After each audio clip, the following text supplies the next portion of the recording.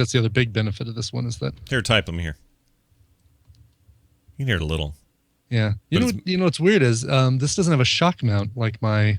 Oh yeah, I'm using a shock. That's the difference. Is I've got a shock mount on here, and that probably will help eliminate. Because what I'm hearing is not your typing so much as the vibration through the arm. Exactly through the desk. Yeah. Yeah. So all right, invest in shock mount.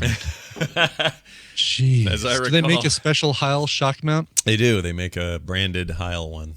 Heil shock mount. Yeah. Here it is for the PR40. Mm-hmm. Yeah. Let's see. B&H Photo has one for $105. Jeez. Yowza. Yeah, there's probably something cheaper, I'm sure. Probably. Yeah. Criminy. Yeah, that's a bunch of cash right there. Is what that is. I'm not dropping that kind of coin. Yeah, it's expensive. Their arm was. I got that in the arm too, and the arm was not cheap either. Yeah, I remember getting the arm. Yeah, 105 right there. Heil Sound PRSM-B shock mount. Yeah. Shock mount. Shock mount. Doodle-doo. Right? Okay, here we go. We're recording. You're ready to... yeah, I got you. Little Beatles? Together. Yeah, I little heard Beatles it. there. Yeah, I heard it. You know, like Drake is better than them now. Those guys. I know. No. Hold up. Hold the phone. That's all I know about him.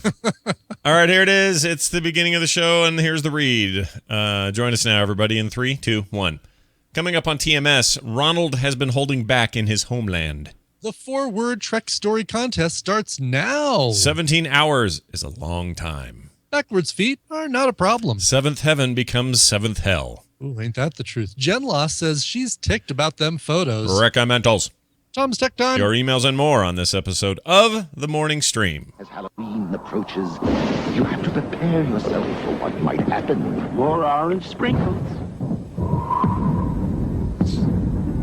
It's a special time of year, and Dunkin' Donuts is dressing up their donuts for the occasion. And here's the werewolf. So come to Dunkin' Donuts and get into the spirit of Halloween. We'd like some Halloween donuts, please. Oh, of course. Come on and stream. Come on and stream. Come on and stream. Come on and stream. Come on and stream.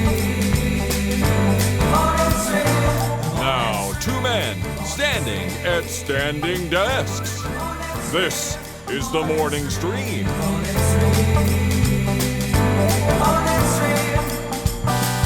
I'm actually sitting at mine, but hello, everybody, and welcome back to the Morning Stream. It is TMS for Wednesday, October 8th, 2014. I'm Scott Johnson. That's Brian Ibbett. Why, hello. Good morning.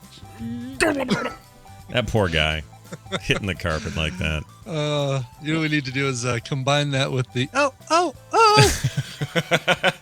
Or 1,000 other stupid clips. At some point, I need to just hand those clips over to some smart editor guy. Ice, warm, relax. You do plenty. Don't worry about it. I'm not giving these to you. But somebody who wants to just sit down and make a big mashy up thing that somehow makes sense and that isn't just all about balls the entire time. I think that'd be great. That'd be awesome. Hey, welcome to the show, everyone. It's me and it's Brian, and we're doing it. We got the mandate. We understand that you desire this, so we're here to do it. And it's a show. We're gonna do a show. Nice. Congratulations yesterday on your acquisition of a new microphone. You sound fantastic this morning. This is it. This is the new Heil. This is the microphone that Tom uses. It's the microphone that you use. Yeah, I love it. And I'm really happy with it so far. I love the point microphones. Like this one, you know, you mean like a directional thing? Exactly. The sound goes into the end as opposed to around the sides. Mm-hmm. With a regular microphone, you kind of talk at the logo. Yeah. Usually. Which sucks. And it's wide, and it's like, all right, is this the best? Is this the sweet spot? Where's the sweet spot? And you kind of have to find your way around. With this one, it's easy. Like you talk at the and you do have to do this kind of. I mean, you've done this before, so you're no stranger to it. But you've got that 2 or 3 days of sort of adjusting and tweaking and figuring it out. But it'll come easy with this one. My experience with it was I was done in like a day. I figured it out, or I got all the settings the way I wanted to. I should say. Yeah, I mean, for the most part, I kept the stuff on the mixer the same, but I might, who knows? I mean, I'm listening to the sound of my voice right now. I might beef up a little bit of the treble or something. I don't know. He's all about that bass. Hey, and you know what else you can do? You can just rest easy that there is no such thing for you now as phantom power for this thing. You don't have to worry about that anymore. Oh, no way, really? Yeah, I hate it. You can turn that phantom power off. Victor Phantom Power. No longer needed. In fact, it was nice for me because in my case it created some line noise to have that on anyway that I had to compensate for. So I killed the phantom power and that was it. It's not phantom required. Doesn't need it. Does not require it. Okay. All right. Well, I'll play around with that. I didn't know that I had that. Yeah, cool. And it doesn't have to warm up or any of that BS. Like, man, It's like living in the future is what it is. You had a microphone that had to warm up? Yeah, it was the last one I had. The last phantom-powered one I used was... They were okay. They're like $100 mic. I don't even remember what the brand was. Nady something brand. And it was fine. The sound was good and whatever. They served me for a while, but every time I turned it on, it took a while for it to... I had to turn it on and let the mic sort of start working. It took about 15 seconds. Really? Yeah, I've never heard of that. Wow. Annoying. Anyway, hey. It would be. Yesterday I gave you a quiz. Today you did tubers and droops and berries and all that. Berries. That's right. Was it droop? DRUPs? Ease? Uh-huh. Yeah, that was it. So poems. Now I'm going to talk about a thing that is definitely not fruit or a vegetable. Probably not even food. Yeah, barely food.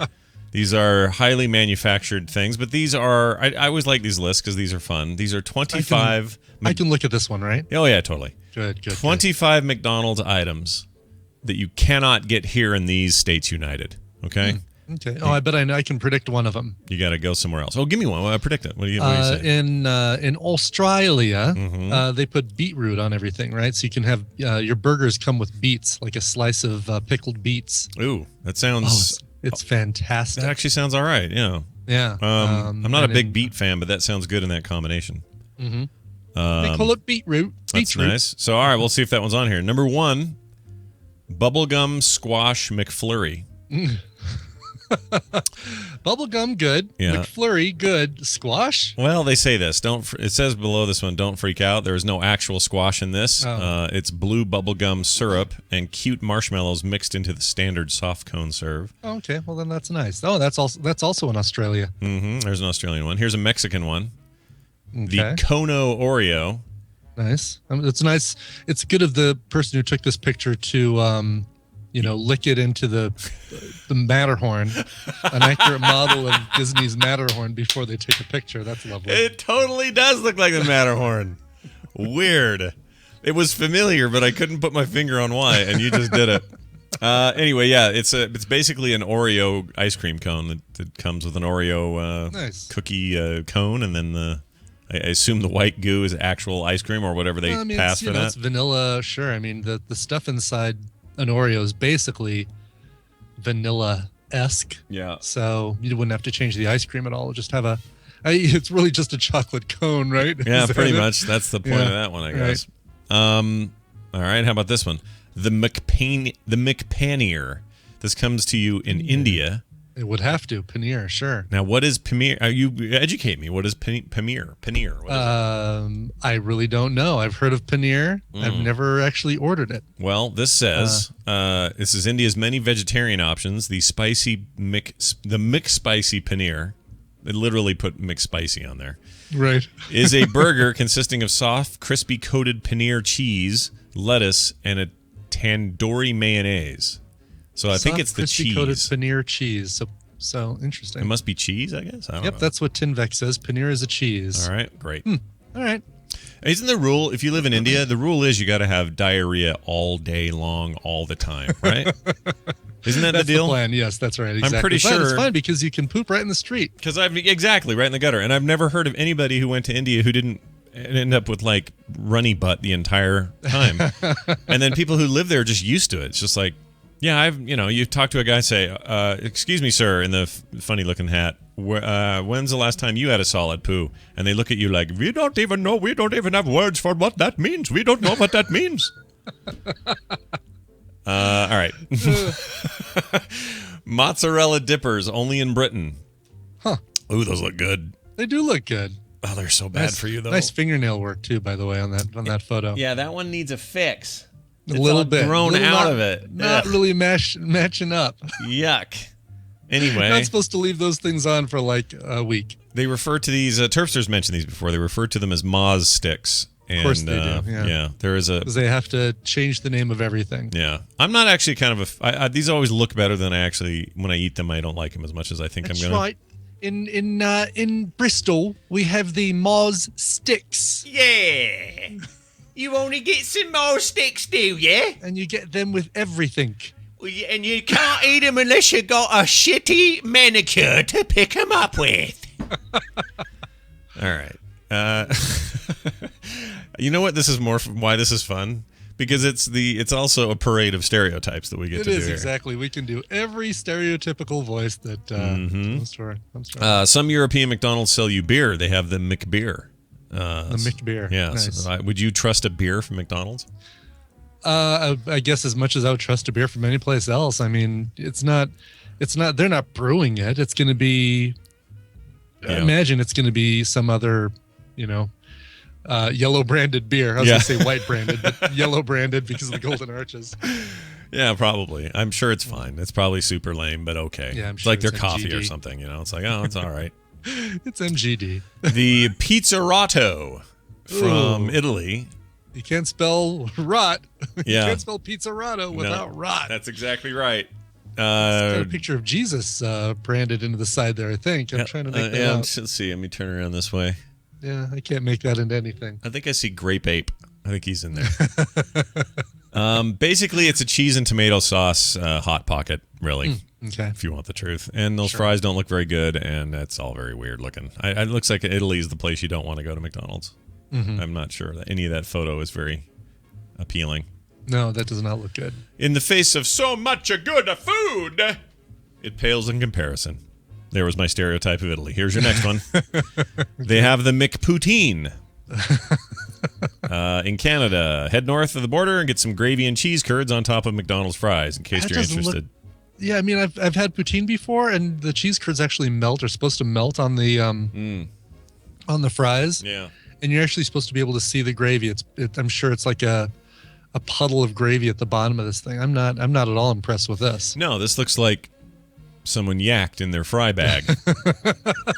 Right. No offense, Canada. Sorry to tell you, but so sorry. What's that about? Yeah, sorry. All right, the taro pie in China. Now, I had one of these when I was in China, or something like this, at a McDonald's there, and I'll tell you, man, that place saved me. I can make fun of McDonald's all day, but at the end of the day, in that part of China, in Shenzhen, that McDonald's was quite literally my lifeline to America, and it saved me, because the food I'd had up to then and after that was awful all the time. And this place just made the best Big Mac. It was the best meal of my whole trip. Nice. It was so good. It's basically a hot apple pie like we do here, but with purpley taro root. So it's taro root or taro. How do you say it? Taro root? Whatever it is. Taro root, yeah. Looks all right. Mm-hmm. I could eat that. Yeah. All right, here you go. The McNernburger. What? The McNernburger. That doesn't... Look at the bag. Nürnberger. Isn't that where the trials were in McNernburger? Like the McNernburger trials? Nuremberg trials, yeah, I think you're right. Right? The hangings, you see those photos of the hangings at the Nuremberger trials? Right, all those Nazi guys. Nazi SS guys. And we'll have a sausage burger when we're done, yeah? 3 bratwurst, mustard, and onions from the German version of the Big Mac. It's basically, that's their Big Mac. My favorite part of the top is the top part, which I don't know what this means, but there's McDonald's arches, trademark, and then below that, Hootengadi. Hot and goody. Oh, hot and goody? Is that what that is? Yeah. Well, I mean, it's like we were talking about. We had some German wine last night, and it was like, what was it? It was Mein Frau Lichen or something like Lichfrau Mein or something like that, which translated to milk from a friendly woman. Oh wow, that's not milk from a good woman or something like that. Not interested in that. Ooh. Yeah, and by the way, there is a term for. So I didn't know this in my mother's generation. Yeah, this was told to me second, third hand or something.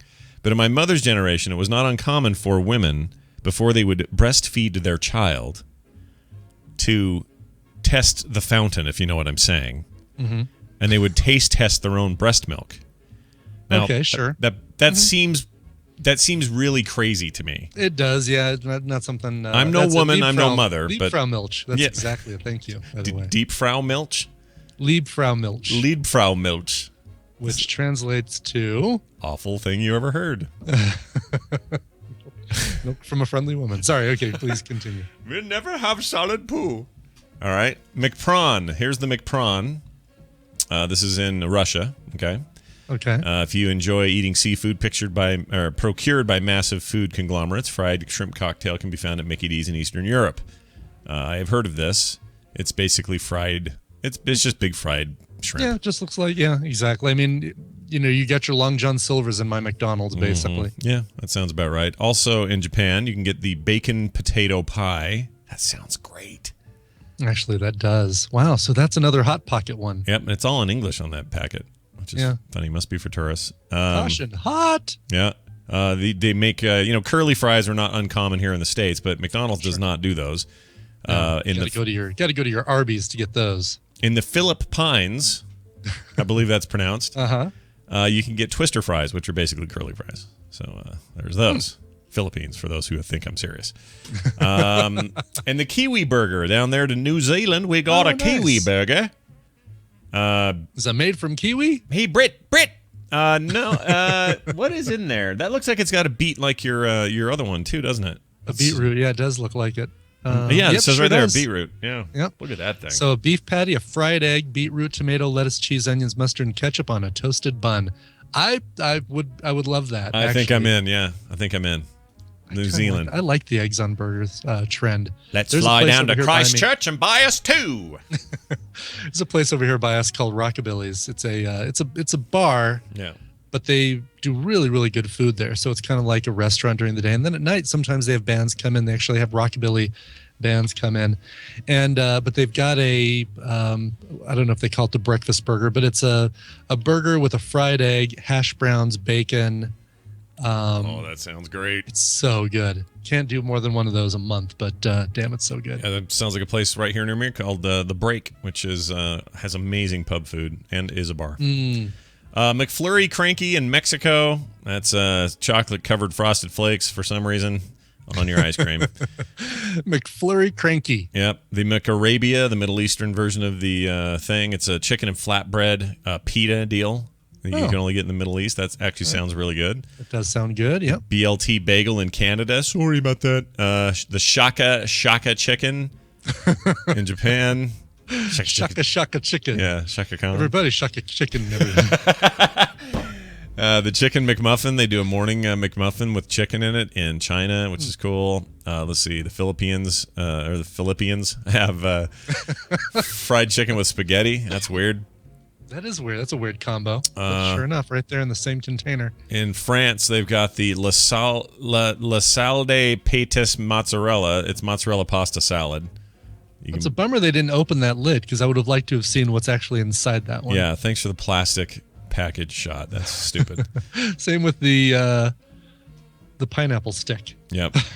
I'm gonna skip down here to the final one, which is the block of Parmesan cheese. Get it in Italy. It's called the Snack al Parmigiano, where you can get information on nutritional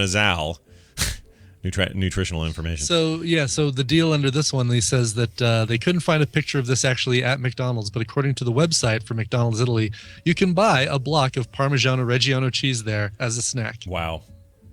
No wonder Italians have hairy armpits. I don't know what that means. I made that part up. All right. Hey, that's it for that. Hope you enjoyed that. And all of the Indians were offended that I think they all have constant diarrhea. I apologize, but that's been my experience with everyone I've ever talked to. None of them have ever been contrary to what I just said. So unless you have some hard evidence that somebody somewhere in India takes a normal poo, I'll believe it when you tell me. All right, let's call Daryl. Before we do that, can I throw out a quick tease for something kind of cool? Absolutely. All right, so Andrew Allen, the great Andrew Allen, has recorded another EP. This is all Pokemon music. and it is going to be made available at Coverville Records on Friday. So Nice. Stick around for that. We might play a clip of something on tomorrow's show. Okay. A little bit of Pokemon music from Andrew Allen, and look for that on Friday. So you got to catch them all. Catch all those That's tracks. right. Catch all the tracks on the EP. Lovely. All right. Daryl time, which begins with this.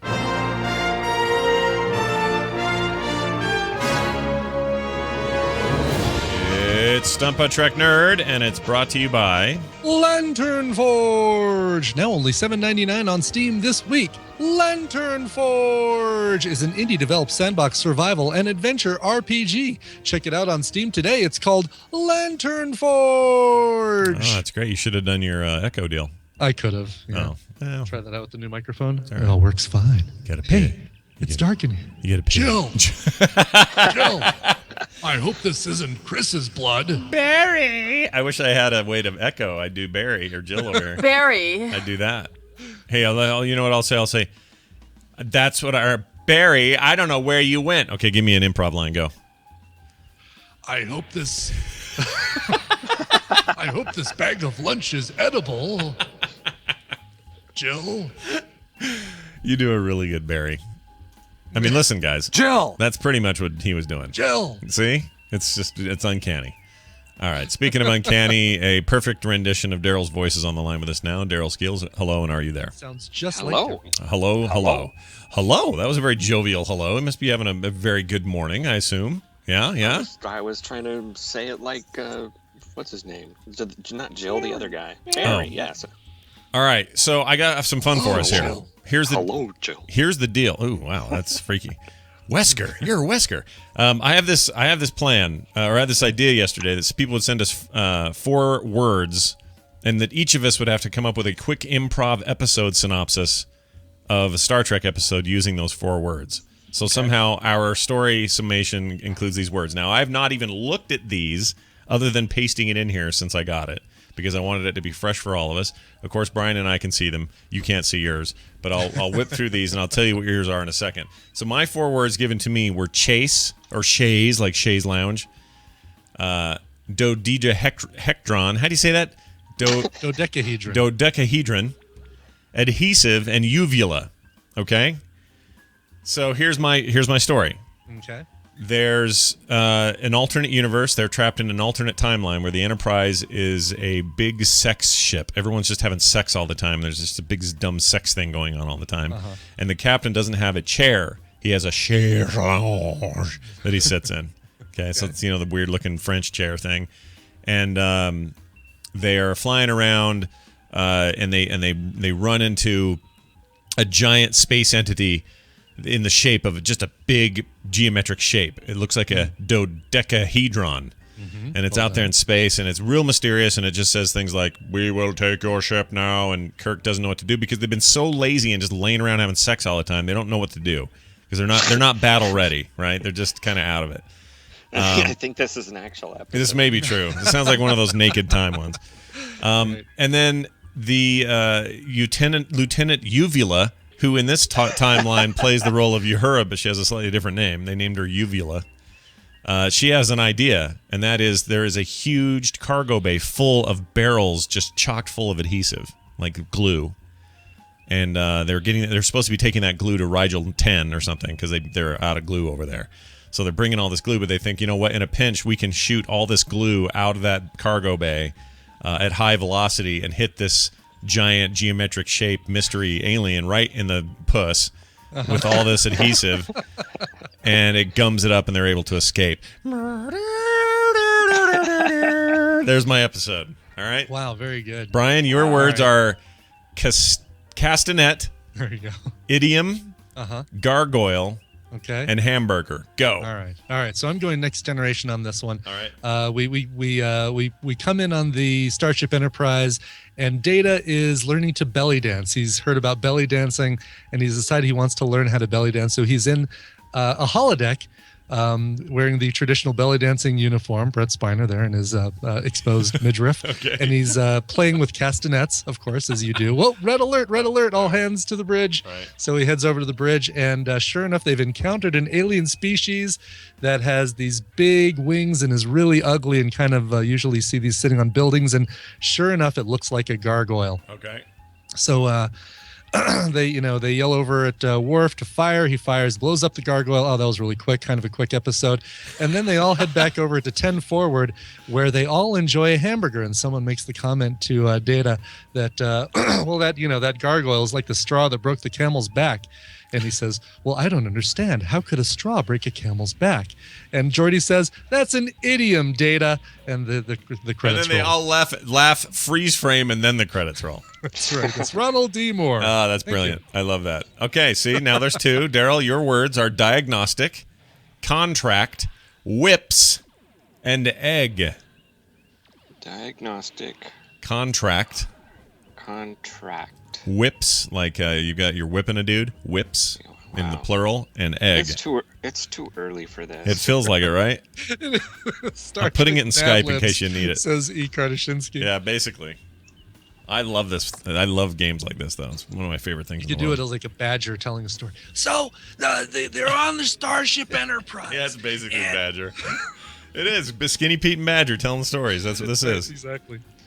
Okay. No, man. They're firing into space and they're not hitting anything. Wait a minute. Maybe. Sorry, go ahead. I was going to play the part of Skinny Pete, but this is your improv. Go. Oh, I think I like yours better. No. No. I'm dying to know how you're going to put whips in here. I don't know. And I'm at work, so I have to be very serious. Right. You can't be too animated with this one. Right. Yeah. Okay. Neelix was making breakfast for everyone. All right. Because he had a contract to do so. Okay. So he has no choice. Check. Okay. So he he got out his eggs and his Check. whips, and he whipped his eggs and fed them into a diagnostic scanner, which then malfunctioned and blew up, and I don't know why he did that at the end. This is the worst episode ever. Wow. Somehow this is still better than an episode with Alexander or a Ferengi holodeck. Good point. Brian makes a point. All right. Well, that was fun, and I forgot Mine was dumb, I know it. Well, you didn't have any preparation. You got those forward sprung. I've been looking at these I looked at these while Scott was doing his story, so I had a chance to. Oh, really? Yeah. See, yes. What we should do in the future is we should pass these words to each other ahead of time, probably. But there's something to be said for the last second. Not that far ahead of time. Well, I mean, just like, right before we start the show or something. Yes, right. Or I was thinking, like, right before we start this segment. Yeah. And we're not going to do these every day or anything weird like that. But I enjoy this. Yeah. I just enjoy this idea. I don't know what it is about it. I'll tell you who sent this to us. This is it's from Carrie, duh. From Cleo. Cleo. Oh, thank you, Cleo. I don't know why it didn't click with me that who were those from. Anyway, thank you, Cleo. Forgot I put those in for you.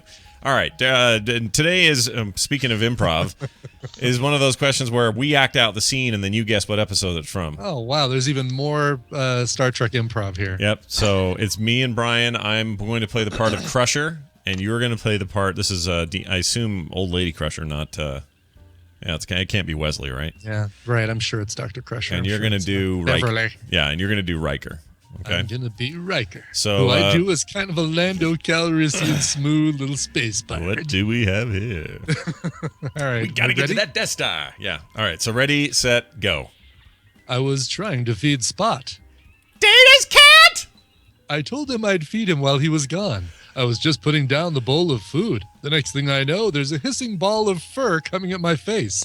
I hate cats. I love cats! You've just got to know how to handle them! All right, was that A? End scene. End scene. Very good. A, parallels. B, schisms. C, Genesis. D, timescape. Wow. Our vocalizations aren't helping you, I don't think. I don't think that contributed to any sort of positive motion on the answer, but we did our best. I remember what it was. It was Oh, I can't say yet. We need to do the next thing. Oh, yeah, birthday. Yeah, duh, food, and food. Okay, here's the deal. All right, so I'm not doing any food testing because I didn't get the thing you guys got, but you guys are going to take out of that envelope what you may, and I'm going to play this. Are you hungry? Aren't you hungry? What's a foodie? Why don't you test something from that guy? Who sent it? The lady or man? I don't know. This came from Kurt Achberger or Ashberger. Ashberger? Achberger. I'm going to say it's Achberger. It's ACH burger. You only get those in Germany. That's great. Just opening the Ziploc bag that contains all these things too, and I'm I do not know. What's his name? First name again? Kurt. Kurt. I do not know. That's a very German name. Kurt Achberger. Kurt. That's very German. Oh, the smell. When I just opened this bag. Oh, the smell.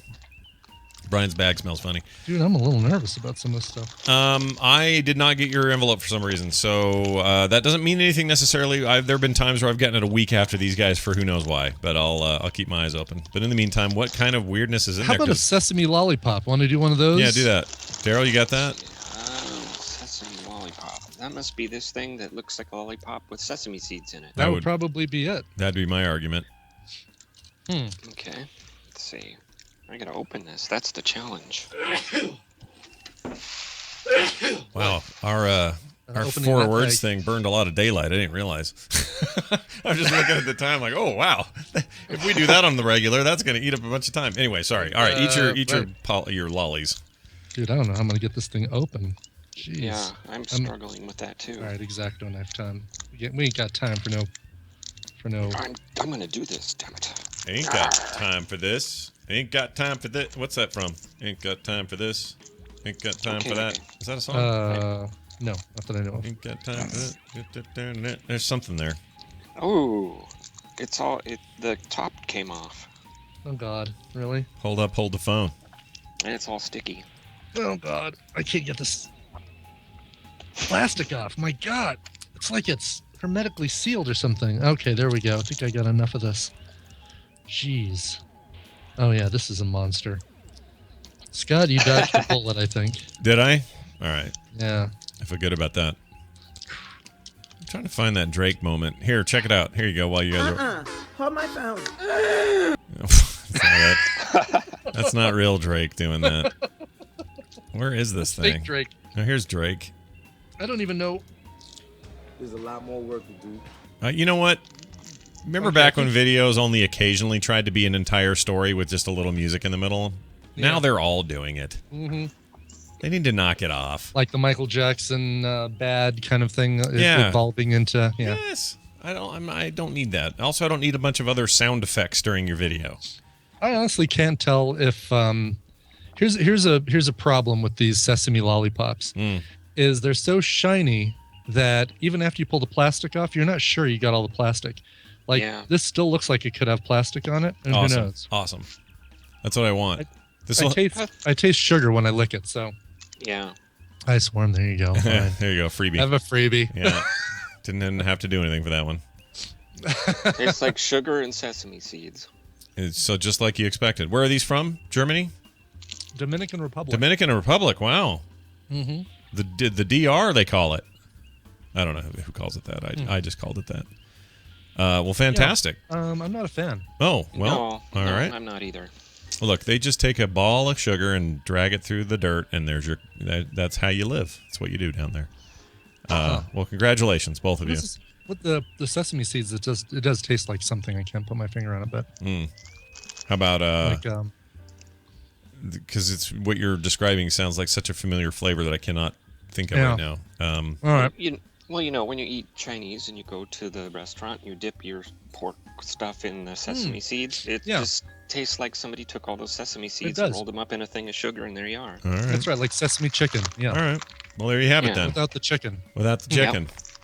Well, I'm good at it. The chicken on a stick in the mail is not a healthy thing to do.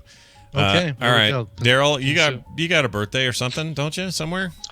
Let's see. Yes. Dallas Mitchell passed away in 2009 at age 81. Oh. He played Lieutenant Tom Nellis on the TOS episode Charlie X. He was one of the people that brought Charlie over from the other ship. Oh, right.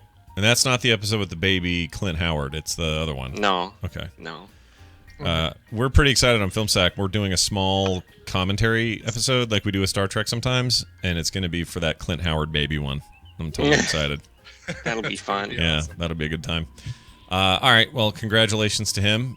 Oh, wait, he died. May he ever reign in wherever he lives now. All right, there you go.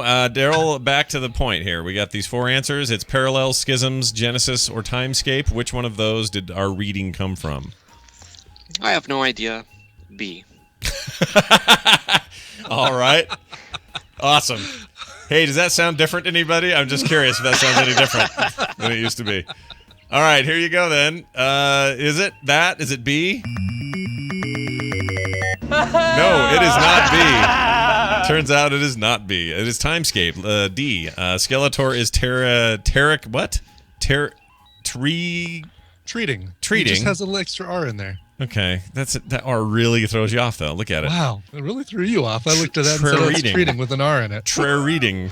A cut on Riker's forehead after Spot attacked him. Thanks again to Scott and Brian for their performances. Well, you're welcome there, buddy. He didn't know how well we did that, so why is he thanking us? Yeah, I don't know. That's weird. Daryl's the Trek Nerd on Twitter. You can also find him at This Week in Trek at thisweekintrek.com and the Grumpy Cast. Daryl is now going to play a game with us called probably a spider or a freaking Trek thing. Yep. Star Trek spider or actual spider? All right. Burping Hulk is your theme today. All right, go. Talarian hook spider. Talarian hook spider. I think that sounds Star Trekky to me. Talarian part kind of makes me think Star Trek, yeah. Yeah, but I just want to make sure here. Talarian, it's not like telestial, turbulent. Yeah, we're going to say, I think Star Trek, dude. Talarian sound, yeah, I'm pretty sure that. Talarian? From Tellus, right? Or Tellerus or Tellar. Talarian. No, it's got to be Star Trek. It's got to be Star Trek. We're saying Star Trek. It feels so obvious. Yeah. Even if you tell us it's not Star Trek, we're going to think you're lying. Yeah, it's definitely Star Trek. Yeah, so is it? It is not non-Star Trek. It is. Miles O'Brien found 20 of these in a Jeffries tube. It is not Star Trek. That's brilliant. That's what I want to hear, man. All right, news. Television highlights of the news of yesteryear. It's the news. And it's brought to you by the following. Hey guys, my girlfriend recently entered a contest on SockItToMe.com for a sock design. Her hand-drawn design got picked out of 5,000 participants and is in the top 30 for a public vote. Voting ends on the 10th of October. Look for the cute prairie dog one. That's at SockItToMe.com. Jason Garnett. You familiar with his work? No. Probably not. Who is Jason Garnett? Like, should I be? Is that a name I should? No. Is he on Sons of Anarchy? He is. It does sound like a guy on that show, doesn't it? It does, yeah. Apparently, Walton Goggins is on this new season. And really? Boyd Crowder? Love Boyd Crowder. Shane from The Shield. He's so good. And, anyway. And freak out guy from Predators. Oh yeah, Predators, the multi-predator. Freak out prisoner, former prisoner. Yeah, you're not wrong. He's also great in the Last Indian, with very Utah-centric thing. The guy was in Utah the whole time. Anyway, what the hell was it? Who's in that? Anthony Hopkins. That's a great movie, by the way. Oh really? The Last Indian. Okay. Very, very good, and everybody can watch it. That's not like a weird movie you can't have the kid in the room for or something. Like, that's a whole family can enjoy it on multiple levels. And it takes place mostly in the salt flats of Salt Lake City. Anyway. Interesting. All Jason Garnett treated for a 17-hour erection. Oh. Penile erection. Not he stood for that long. Just want to make that clear. He was constructing a building? No. For 17 hours? It's not like you on a common work day where you're standing all day. It's me on a common day, Scott Johnson. Don't let anybody fool you. I see. Garnett, age 23, woke up in the morning with an erection that had refused to go down. In fact, this is all very clinical, people. We're not just trying to make big penis jokes here. Right. In fact, Garnett's penis stood at rapt attention for more than 17 hours, the North Echo newspaper is reporting. At first, he wasn't too worried about it. Went to his job at a hotel in Harrogate in the UK. This is all in the UK. Around lunchtime, he became concerned. Yeah, well, it's a thing today. All right, off to work. Pish posh. I guess I've got a kickstand this morning. Fine. Yeah, that's good. Yes, all right. I just need to keep it quiet and not tell anyone, and hopefully it won't show. Then he took an ice bath. So he got around lunchtime, wouldn't go away. Then he took an ice bath. You know, like you do at lunch in Britain, I guess. Right. You know, an ice bath. Yeah. Yeah, it's normal. And going for a jog, that didn't fix it. He realized something was up. Wait, is jogging supposed to? Well, get your blood flow, get you moving, get your mind off it, I guess. I don't know. All right. Okay. 8 hours after waking up, he told his roommate about his problem. You should have seen the look on his face when I told him what was wrong. He was in hysterics at first, then he realized how serious the situation was. He was taken to a hospital and diagnosed with what is called priapism. Priapism. Sure, I don't know. A rare condition where erections do not subside. It is not caused by sexual desire or stimulation, but untreated, it can permanently damage the penis. Damage the penis. Are you prepared to receive my flaccid? What did he say? Hold on. My limp penis.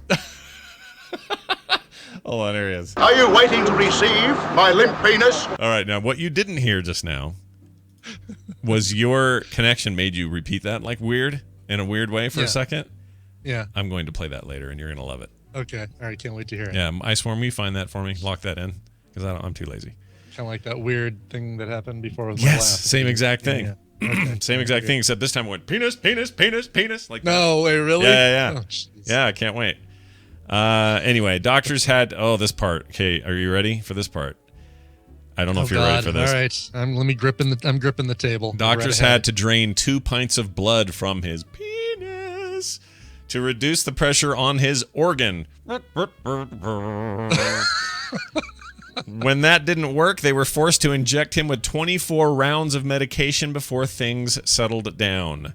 Seeing them stab my penis. This all makes me I have to say it weird because it hurts if I don't.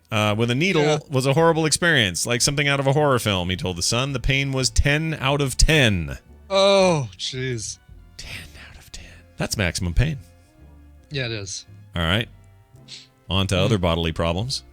Mm-hmm. A Chinese waitress, Wang Feng, that's her name. Mm-hmm.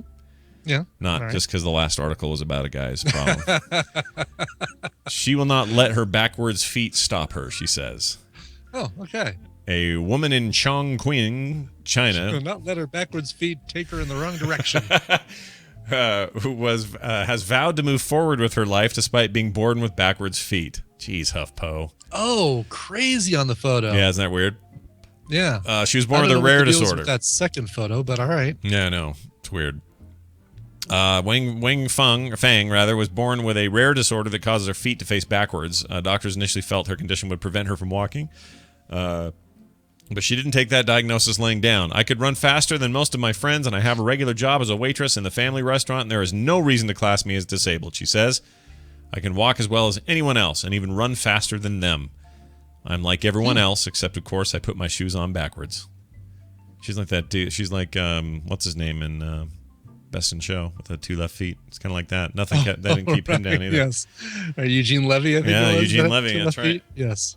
Doesn't it seem like the stranger, the more people you have, the more potential gene pool issues you have in a country because you're so densely packed with people, the more often you see these strange things. It seems like it's always China that has a story about somebody's backwards feet or 3 heads or the guy grew a tail that was 20 inches long or, stuff like that. Doesn't that seem to happen in China a lot more than other places? You hear about it.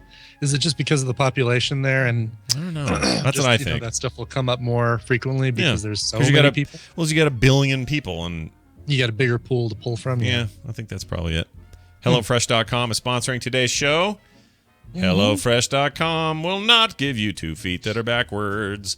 Go check them out today. Their chefs create amazing meals, and then you just pick what you want. And they send those ingredients to you. The only work you do is that 30 minutes or so to make the meal and look like a damn hero. It's easy. Right. You look like if you don't tell anybody you're doing this, like you're having a date come over and you're like, oh, I'll make you dinner. Yeah. Don't tell her you're doing the HelloFresh and you will impress the hell out of her. Oh, she won't even know what to do. I just threw together this yogurt encrusted vanilla walnut sea bass. Yeah. That's not something that they offer. That's just something I came up with. Nice one. That sounds good though.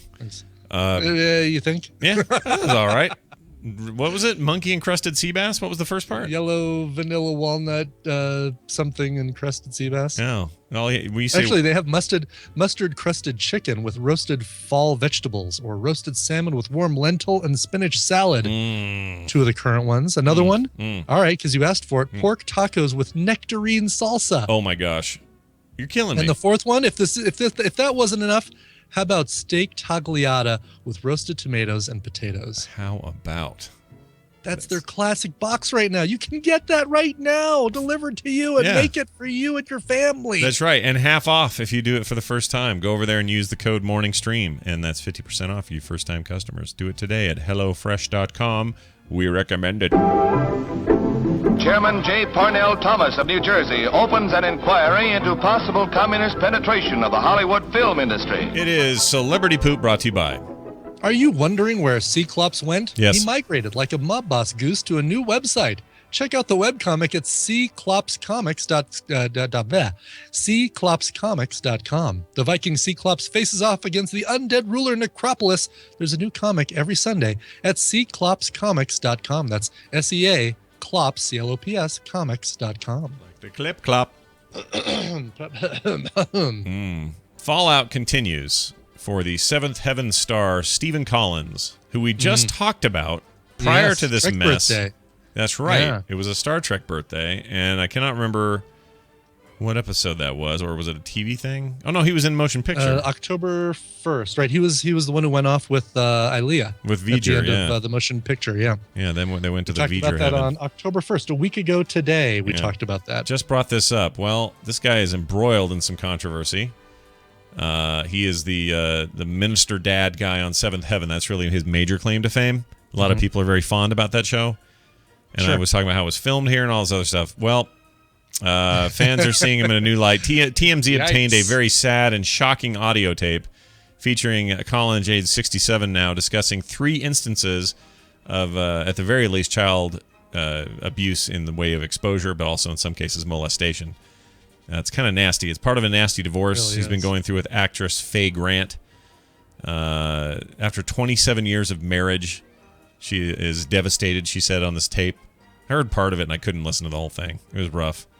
He was talking to, Collins is heard talking to Grant and to a therapist about exposing himself to underage girls. One was 11 when he started, and Collins says it continued when she was 12 and 13. The particular girl is thought to be a relative to his first wife, Marjorie Weinman. I don't even want to read this part. Here's the thing, man. Yeah, 67. There's probably. I don't know. It's bad. It's bad. It is bad. It's horrendous. It's really bad. Can I even watch Star Trek now without thinking of that guy? I mean, this is him on the tape admitting it. By the way, this isn't like somebody's alleging it. This is him, and I don't know if that means he had to step down as I forgot the title, but he's super high up in the Screen Actors Guild thing. One of the people that run the union. Really? Yeah. Wow. So he had to step down from that, and there could be charges and all that stuff. According to Irony Man, he also had a role in the upcoming Ted 2, and he was fired from that, obviously. Yeah. Well, you'd think. There was some drama this morning. I remember hearing on the news on the Today Show that they'd heard a loud pop noise from his house. Oh no! And thought that, oh gosh, maybe he shot himself. But he apparently wasn't home at the time, so they don't know what that noise was. Well, according to USA Today this morning, Stephen Collins is alive and well and enduring the harsh glare of the spotlight in the wake of Monday's Zubba Zubba Zubba. Things got uglier. He hasn't spoken or issued a statement. Let's see. Cap was not responsible for that. Over the course of my representation of Stephen in the divorce case, I threatened to give the tape to the media unless Stephen agreed to pay her millions of dollars. Oh, my God. And one of the actresses died last night from Seventh Heaven. Really? Yes. Good gosh. Sarah Goldberg died at 40, the age of 40. Well, what happened to her? Does not say. Huh. Let's see here. I'm jumping to the article. That's crazy. Weird. Chicago actress who started the Jewish medical student rabbi's daughter who fell in love with the son of a Christian minister on Seventh Heaven. Passed away. She passed away in her sleep. Her computer still in her lap at a cabin owned by her family in Wisconsin. Possibly a heart condition, but basically, I mean, just a really sudden, went to sleep, fell asleep with the computer in her lap, and didn't wake up. Oh, that's not good. Yeah. Oh, wow. Even TVGN, who runs Seventh Heaven reruns all the time, has pulled the show from their schedule. Yeah, I'm not surprised. Yeah. So they asked the wife, the lady who played his wife on the show, Catherine Hicks. She was asked by a videographer about the news. She said, "I have nothing to say, nothing to hide. Steven's a good guy, in my opinion." That's the only thing anyone close to him has said at all. Says that. Kyle Sears, who had a small role in the show, recalls nothing weird on the set. He says it was definitely a father figure to everyone there. I don't know, dude. But him admitting that on tape, that's not the same as somebody making accusations.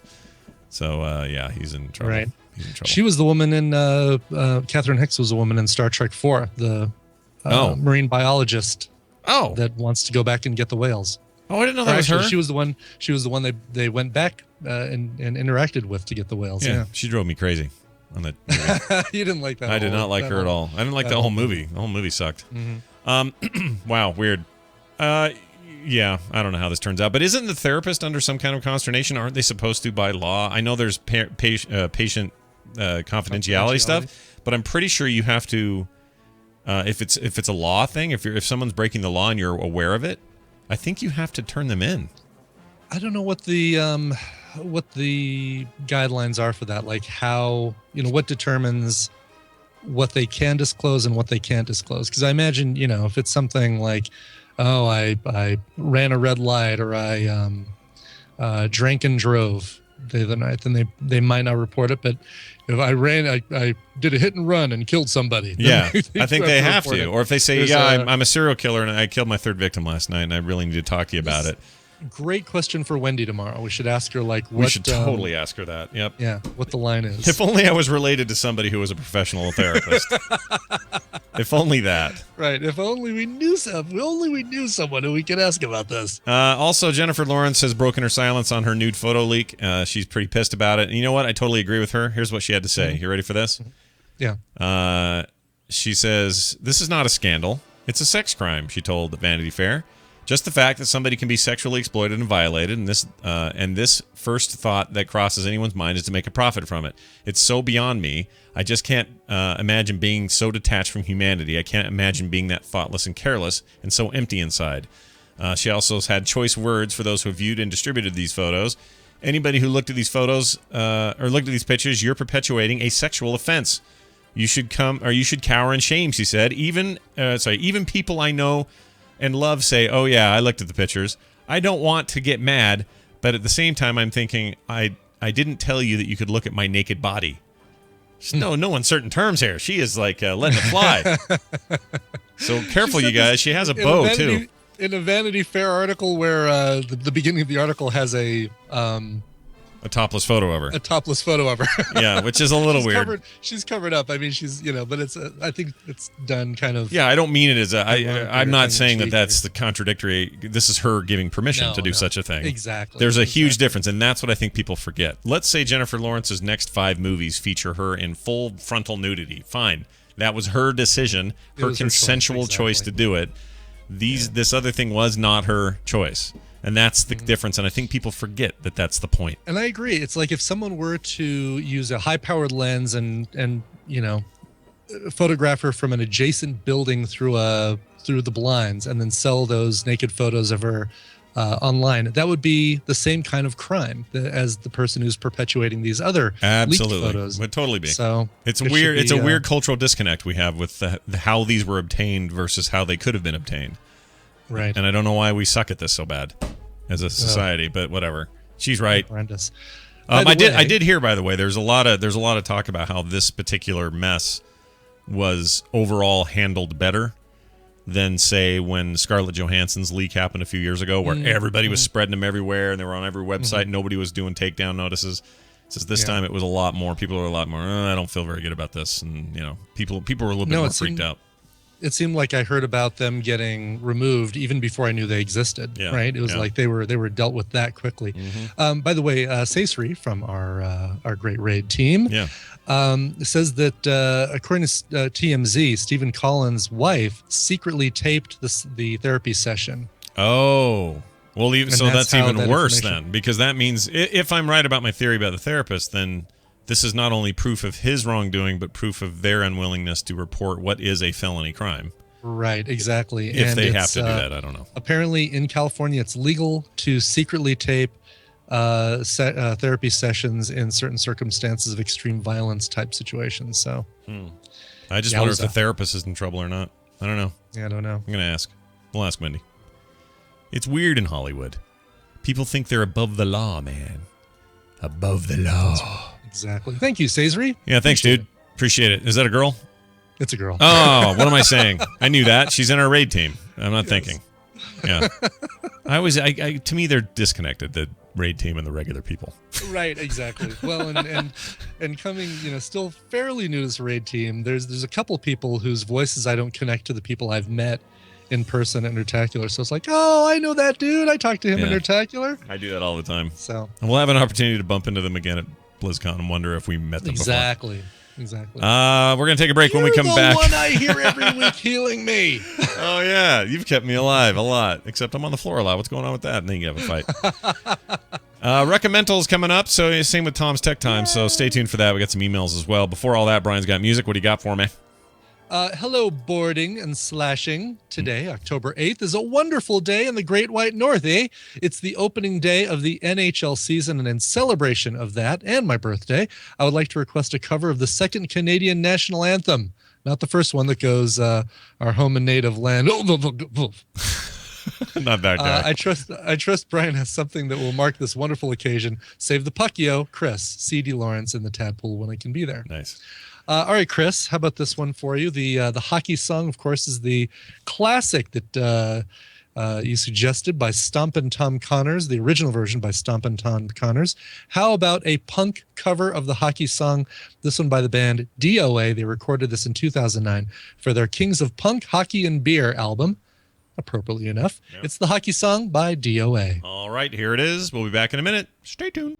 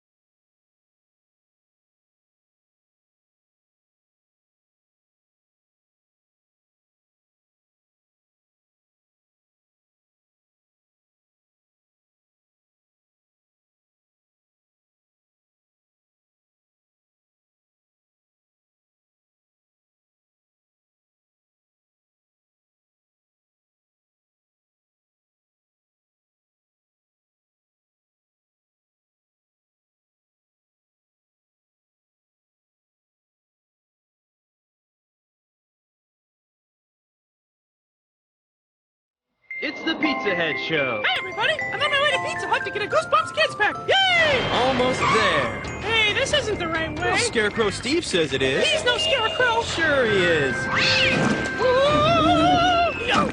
Uh-oh, I think I woke the neighbors. Look, Pizza Head, you'll be perfectly safe in there. Okay. Relax, the Goosebumps guys just want you for dinner. See you in the next lifetime. Taking a dump.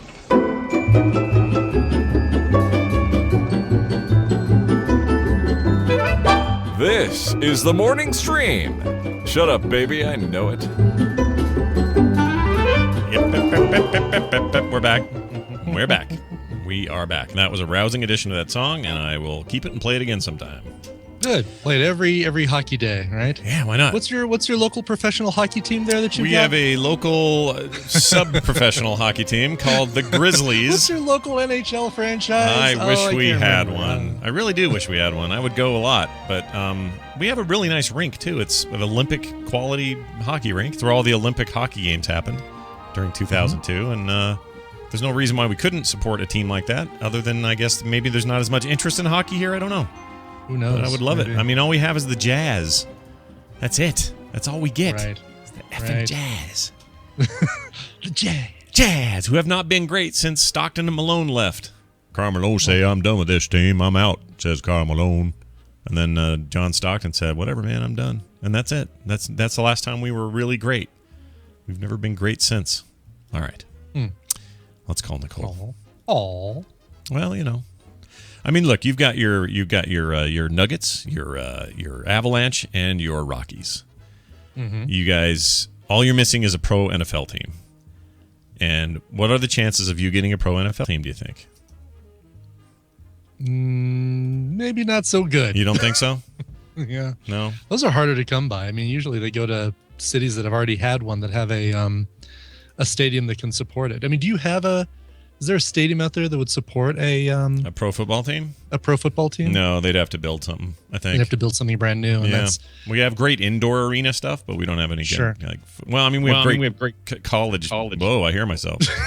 I hear an echo. Sorry. No, that's fine. It's all good now. Hey, Nicole, what's going on? How you doing? You called me. I know I did. It's time for a show. Woo! Check it out. Yeah, it's Nicole time. She didn't know what was going on until you play that Hooray for Hollywood music. Yeah, I know. I don't want to throw people off. It's time for Recommendals with Nicole. The way you answered it was like you thought I was just calling you out of the blue. Like, hey, right. Nicole, what's going on? How's your day? Good. But, it's Wednesday. It's Recommendals time, and, time for you to come on. How are you? What's going on?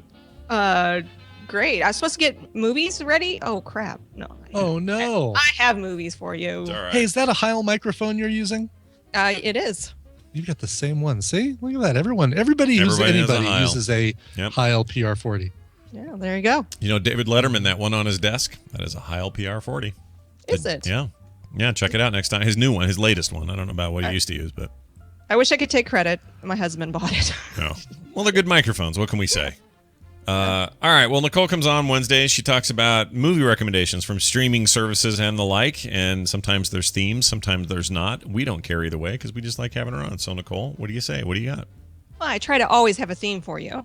And I think I found a theme. I was going down a path of like animals, but then I was like, something cool happened this week and I need to address it. I don't know about you guys, but I am a big fan of Twin Peaks. Oh, yeah, dude. Mm-hmm. The YouTube video that was put up this week announced that Twin Peaks is indeed coming back in 2016 on Showtime. Yep. Are you excited? I'm excited. It's going to be very well. Hopefully, it's going to be very cool. Yeah. Wrapped in plastic. Yeah. So there's supposed to be 9 episodes being released, and for those that don't remember, this was a show that ran from 1990 to 91, and it also, after that in 92, a film was released, Fire Walk with Me. Mm-hmm. So it was on ABC, wasn't it? ABC was the network, yep. Yeah, ABC. Right. Just weird. I can't believe ABC picked up that pilot and ran with it. I can't believe they got 2 seasons out of it. I mean, I know it was fraught with issues, especially that second season, and what's his name was ticked a lot and weird stuff like that. But the fact that network TV picked it up at all is crazy. But how important was that show to what we all think is kind of the golden age of cable dramas now? Mm-hmm. I mean, I feel like a lot of this stuff owes its very heritage to something like Twin Peaks, because it kind of was the first to be daring and to go outside of the lines when it comes to normal television drama. It's pretty intense. I think so too, and it makes me wish instead of Showtime, it would have been on AMC. Yeah, like it would fit on AMC, right? It would fit on AMC, yeah. But I mean, don't you think they can go just a little bit further with it on Showtime than they could with AMC? Well, obviously they can, right? They can, but do we need them to? I don't know that I need further to be more boobs and more. Right. No, but not necessarily with the boobs and gore. But I mean, just feeling like David Lynch won't have any restrictions on the story he wants to tell. Even if the same show could have appeared on AMC, just the fact that he knows, there's nothing that's going to say, oh, you're going too far on this. Yeah, right. I guess so. I feel like AMC has earned the position of letting people do what they want, or even FX or somebody. Yeah, right. FX. The reason I would like to see that is because I don't think you actually get that much more freedom out of Showtime, but you also are automatically limiting who can see it because more people have basic that cable. is the drawback. Yeah, for sure. Do you know if Showtime has like an HBO Go? No, they do not. There is there's a Show Anywhere, I think is what it's called. Oh, they have an app like that?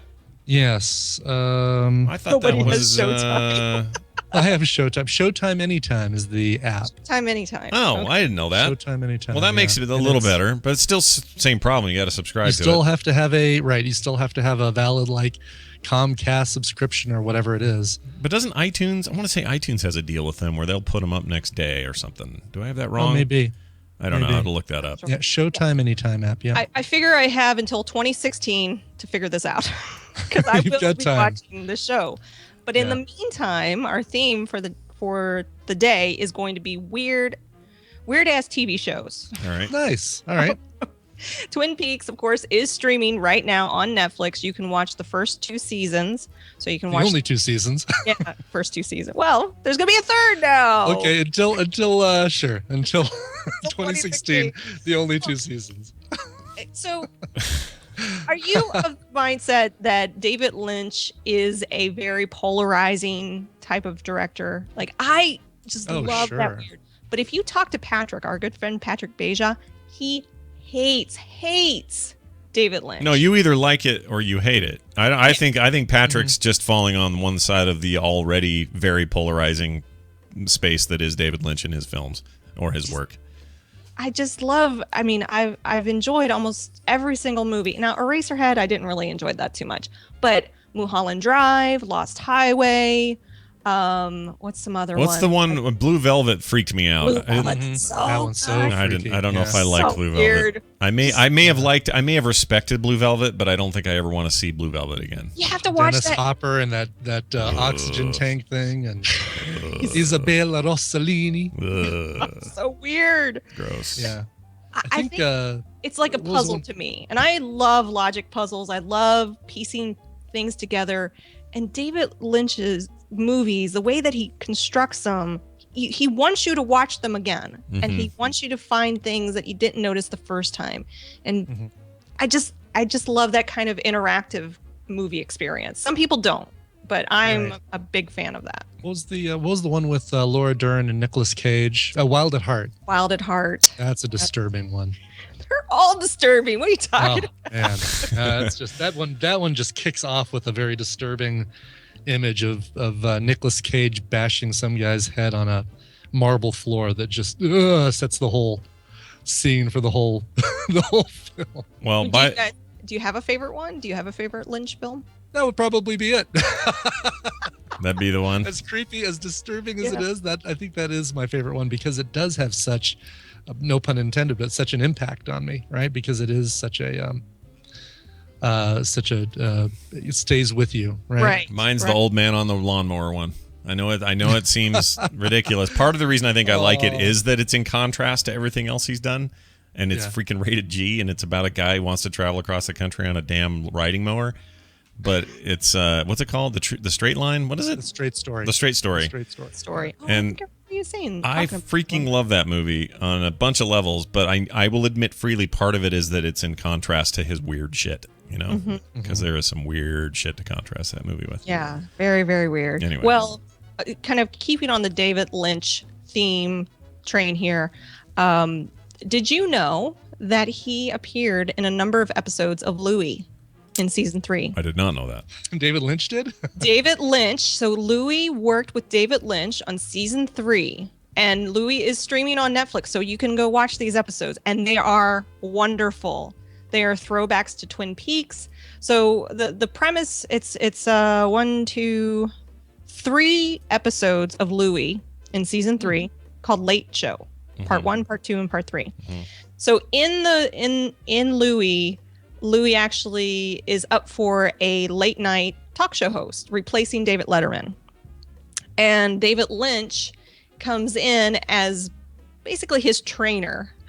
And it's so weird and so awesome. You have to watch. If you don't watch Louie, you should be watching Louie. It's a great, weird, I love Louie. It's such an interesting show because it's very dark comedy. There's one episode that you might laugh hilariously and be like, oh my gosh, that was so funny. And another one you're like, oh damn, that was depressing, but honest. Yeah. So it's a brilliant show. Those 3 episodes with David Lynch are really great because there's a lot of throwbacks to Twin Peaks and some of his characters, and it's really, really well done. Jerry Seinfeld's in it. Mm-hmm. So it's really funny. So you should be watching Louie. By the way, a quick update here. Showtime stuff is on iTunes for those looking for an alternate to subscribing. However, they don't often. Some of the shows they'll put up day after they air, and some shows they wait till a whole season's done and then put them up. I hate that. I know. So it looks like they've got it's better than anything they do with HBO. And even Amazon doesn't do day after stuff. It's all like collected old stuff for HBO, but it's a little bit more of a middle ground.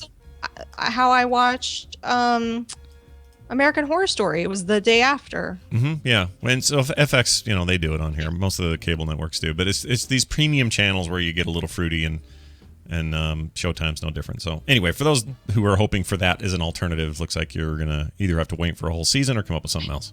Hey, 2 years is a long time. Things could be changing. It's a long sooner time. than you think. Yep. That's right. That's all I'm saying. That's I'm not true. jumping to conclusions. TV might all be free and pumped right into your head by 2016. Well, there's rumors that HBO is going to disconnect, like have basically a separate subscription they can do for HBO Go. So if they do it, that Showtime will follow suit. Yeah, I've heard that too, Brian. Mm-hmm. I think what people want more though than that, because that's just like getting HBO again. I think what they would prefer is that it's available in lots of places right away, or streaming, or after the day after, or things like that. I think that's what people really want. If you can purchase HBO Go, you can watch it the day it's released. No, I get. It's not what I'm saying. You're saying you want like free streaming or streaming on Netflix next day. Yeah, or I want to be able to buy it on iTunes next day, or I want to buy it on Amazon Prime the next day, or whatever. That's what I want. Yeah, they're not going to do that. I agree with you. But I think that saying to people, hey, guess what? Now you don't have to get an HBO subscription to get it right away. You just have to get an HBO subscription. It's kind of the same thing. You don't have to buy it. HBO, if it's cheaper to get HBO Go than it would be to get it as a premium channel from your cable provider, then I could see people doing it. And that's the They've part got to figure out what that price point is. That's the prediction I'm not necessarily holding with, is that it will be cheaper. I'm not sure about that. I think that they will. Whatever that amount is, let's say your cable bill a month is $80 a month, let's just say. And let's say 10 of that is HBO. I'll bet a extra outside subscription is like $19.99. But what would be the benefit if your cable provider, if you're getting HBO from your cable provider, you get the stuff on HBO Go for free. You can log into HBO Go and get it for free. Right. That's my point. Okay. That's exactly my point.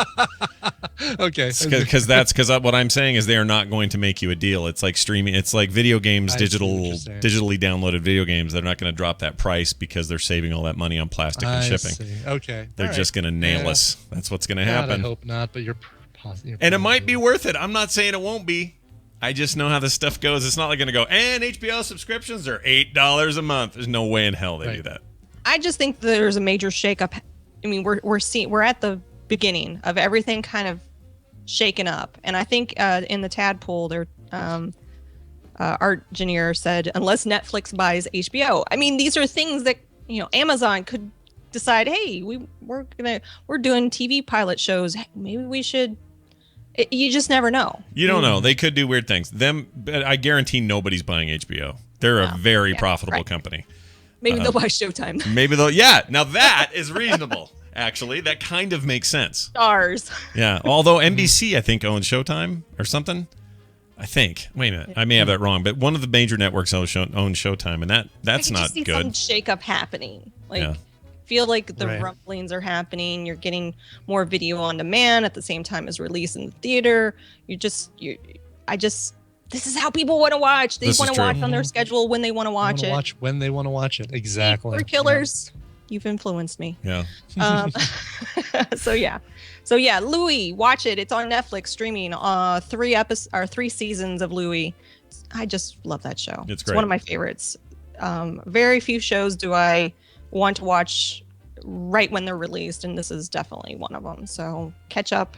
It's funny. Yep, it's good. All right, so we have Twin Peaks, we have Louie, and then finally, today is the day that American Horror Story Freak Show is released. Oh, really? It starts tonight? Tonight. So wait, this is 3rd season, yeah?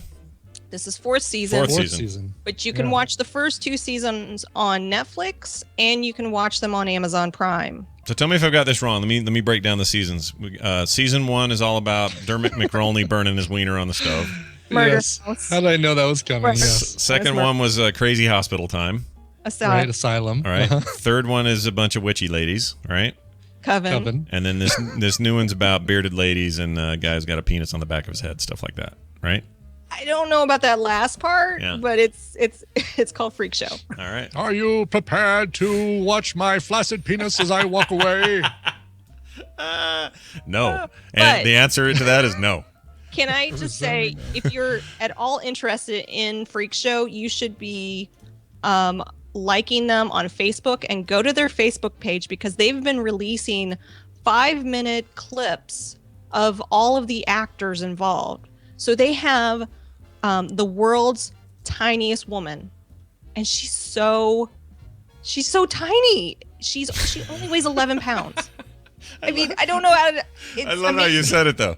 They've got the world's tiniest woman, and you guys, she is so tiny. She's so tiny. She's like 23 inches and 11 pounds. And she's real. This is a real lady. She's real, yeah. Mm. And after watching, because I was avoiding saying the word cute, because she is cute, but she's a woman. That's the great. I mean, she's a woman. Full grown woman, just in the sphere of her able. She. I'm trying to be respectful. No, I get it, but it's like the old. Is it set? Remind me, is this set in an old time? It's set in the 1950s. Oh, I'm really in on this. By the way, I'm excited about this season. It sounds like Carnival, like the whole feel of. Yeah, Carnival. I don't need. A satisfying ending to it. I don't need Apple bobbing Spock anymore, like we got in season 1. I'm ready for something new. What? Remember Zachary Quinto? Quinto died in a bucket of whatever. Yeah. Burning his wiener on the stove. All of those actors appear. Quinto keeps showing up. Yeah, he was in Asylum. Oh, I don't think he was in Coven though, was he? I don't remember him in Coven. I don't remember him, but he might have had a small part that I don't remember. Mm-hmm. But that'll do, pig. Cromwell. Oh, he's in it? Sweet. He's in it. All right. He was in Asylum as well. He's the Star Trek. He invented warp drive, I just love seeing how this show brings in. So like Angela Bassett, they brought her in on Coven, and they obviously liked her because she's now in Freak Show. So they get a taste for how they work, and the cast. Love her. The cast of characters seems to be growing and growing, and it's always interesting to see who they pull into the show. Yeah, I just love her. She's awesome. She should have been. You know, she should have been. She should have been Storm. They made a big goof when in 2001 when they made Halle Berry Storm. I like Halle Berry, but yes, Angela Bassett would have made a fantastic Storm. So Jessica Lange, Evan Peters, Sarah Paulson, and Frances Conroy are the only actors to appear in all 4 seasons. Dennis O'Hare is in 3 of the 4 seasons. Kathy Bates, 2 of the seasons. Emma Roberts, Angela Bassett, Michael Chiklis, 2 of the seasons. Michael Chiklis. I guess I should watch the new seasons. I have no idea. He's going to be in the brand new season. Sorry, this will be his first season. Oh, okay.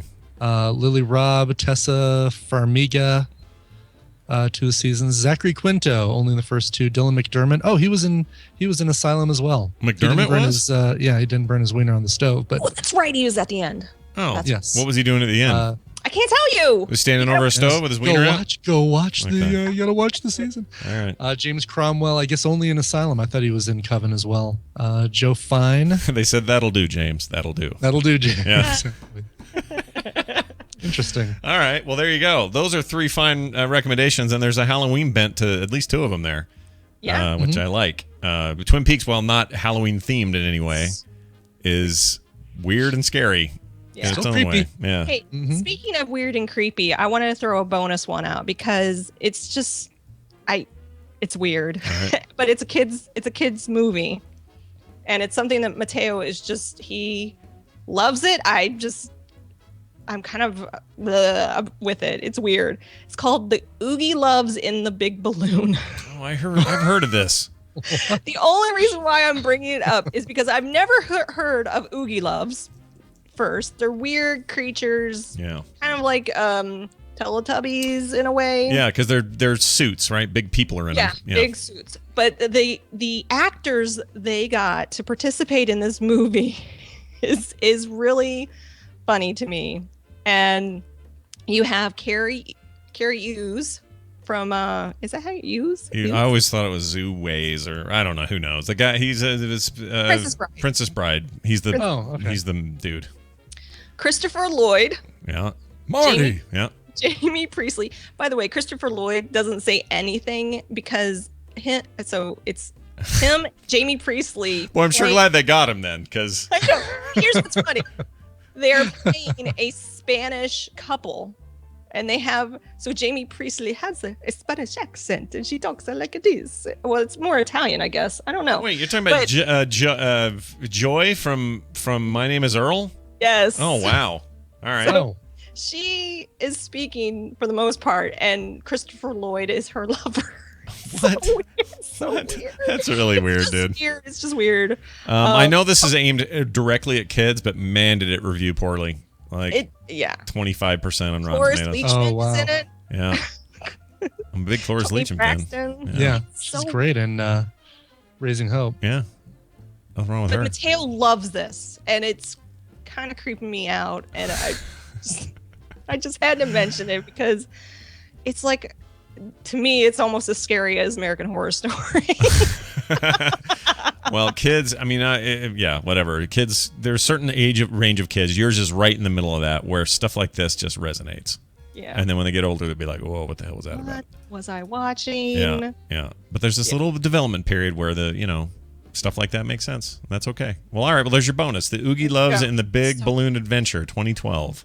So weird. Yeah. I guess you could watch it if you're high and probably fit. Right.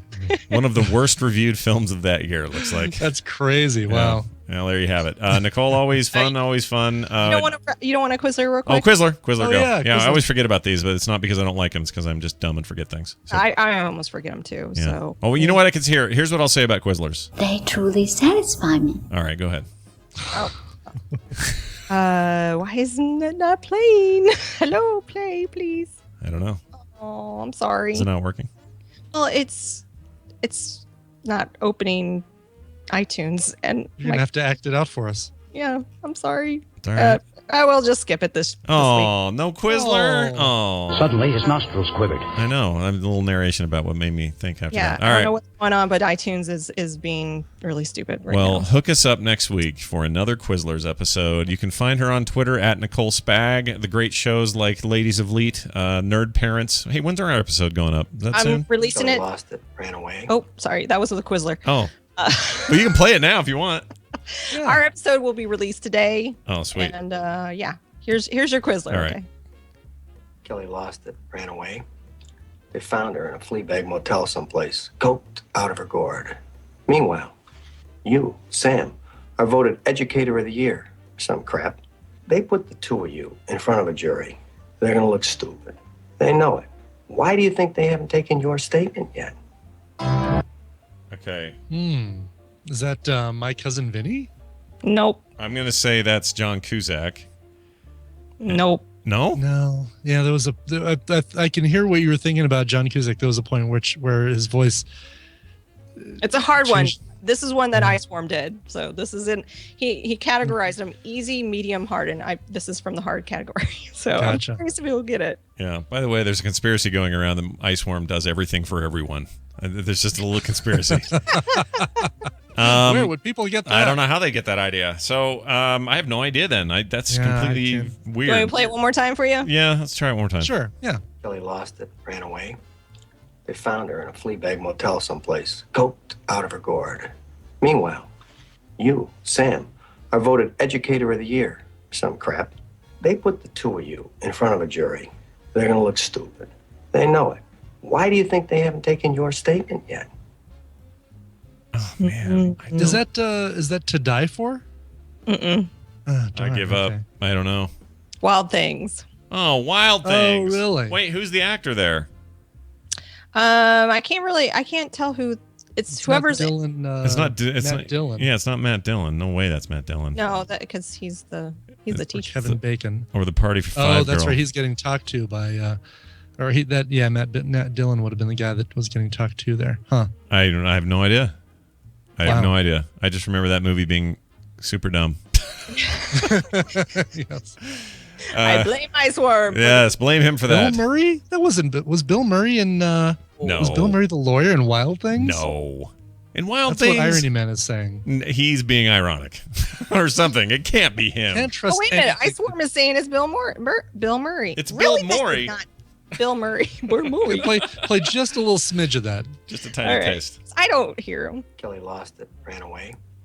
Oh, I totally hear it now. A motel someplace, coked out of her gourd. Yeah, it's weird though. That still sounds weird for him. Coked out of her gourd. All right, what's he doing? That definitely is him. Now that you know and you're listening for it. Bill Murray. This is before Lost in Translation and things made him way better than he was then, because that's totally a dumb forgot role. he was in that movie. Yeah, because that movie sucks. That's why you forget. Yeah. All right. Well, there you go, Nicole. It's always fun. Have fun for the rest of your week, and may we do this again next Wednesday. Is my hope. Bye now. Mm-hmm. All right. Well, that's cute when she waved and then I hailed the call. Her icon or her avatar is a picture of her as a little girl waving also. Aw. It's totally cute. Sure enough, yeah. And it transposed over the top of it. That was really weird. That's adorable. Wow. All right, we're gonna add Tom to this call because he's patient. He's a patient man. Patient man with a plan. And we're gonna do a little doohickey here, which is this right here. Whoops, where is it? I can't find it. Right there. There it is. With the computer, as with any tool, the concept and direction must come from the man. The very patient man is Tom Merritt. Hi, Tom. Well, hello. Nice episode of Cord Killers you guys just did. I know, right? Really, really in support here. Do you feel like we kind of stepped on your cape there a little bit? No, I was just sitting here, to myself, going GBS on Showtime. Yeah. No, the thing about HBO is that because they have the advertising, I was participating. You just couldn't hear me. So I want to know what you just as real quick, because I don't want to make this the extended topic that you may or may not have wanted to talk about today. But the idea, just the very notion of HBO opening up like that, is probably sensible in some way because it seems like that's the way things are going. But there's no way they make it a super awesome discounted deal for anybody. Well, I think we always want to think about it from the consumer side, obviously, because we're consumers, right? And we want it to just be like, hey, give me the thing I want for the price that seems reasonable. HBO is coming at it from an entirely different, much more complicated set of calculations, which is we want to deliver this service at the cheapest amount of price for the most amount of money. And I'm not telling anybody anything they don't know by saying all this stuff. But the point of it is HBO's calculation right now is we get subsidized essentially by the cable companies. They do all of our advertising for us. So if we have to go it alone and give you a direct stream, which they have no problem with, they already do it in Scandinavia. And they've even made statements of in the next few years, we're probably gonna do that. Like they've been softening up in public on their rhetoric against it. A couple of years ago, they're like, yeah, it's just not something we can do. Now it's like, well, it's something we'd like to do.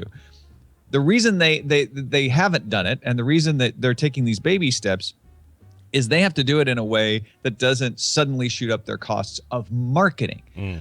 because what people forget, and people who've listened to Cord Killers know this because I say it all the time, HBO doesn't spend a lick of money on marketing themselves. All those ads you see on television for HBO are the majority of them subsidized by the cable company. The cable company runs them as part of the deal. HBO says, we're going to sell HBO for $20 a month for the package. You get a cut of that. And in exchange for that cut, you're going to run ads in your unsold avails, right? Right. So they have cable companies set aside a certain amount of space on every channel they carry to advertise themselves or sell advertisements that they make money off of. And HBO gets that.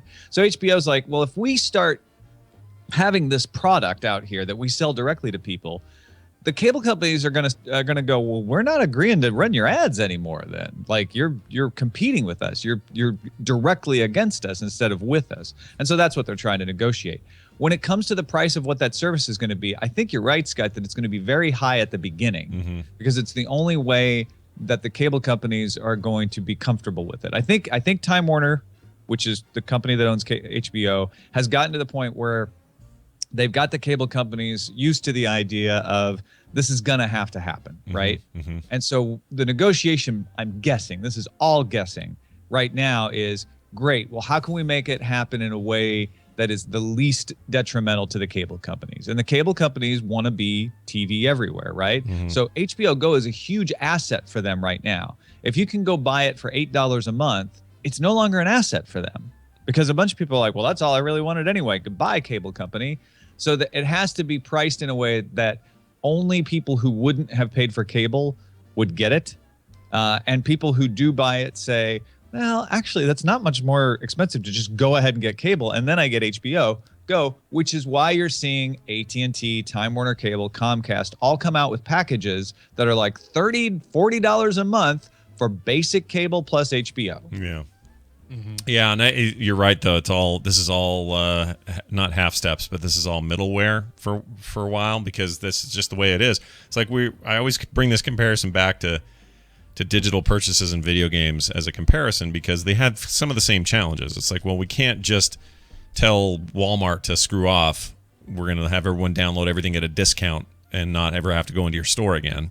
Right. So they keep the price the same, in some cases ridiculously the same. $60 for a non-physical product is a lot of money to pay versus getting a box and a disc and a manual and everything else you're used to getting. And yeah, and there are other factors involved there, but it's the same idea. You've got to protect what your current business model is and still acknowledge that perhaps new markets are opening or changing and make these little baby steps. So if that thing happens, and it probably will, HBO will do it at a premium. I'm sure of it.